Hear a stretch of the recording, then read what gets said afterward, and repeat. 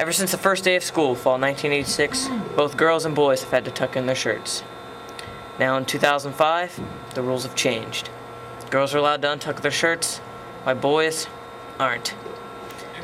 It also says in the 2005 handbook that girls are supposed to be feminine, neat, clean, and modest. It also says that uniform shirts are permitted to be untucked for girls only.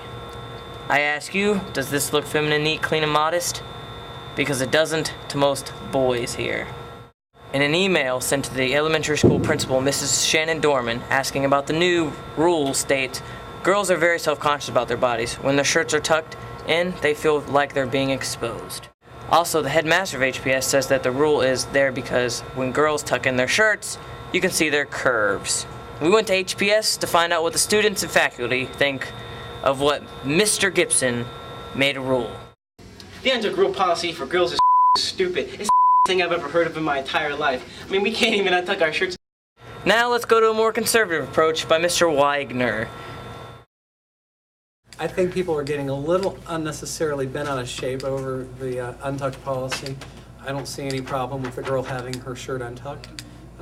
Personally, I don't necessarily have a problem with the guy having it untucked, but I think because they've made a difference is why everybody's making a big deal about it, but it doesn't really mean that much to me. I think it's fine.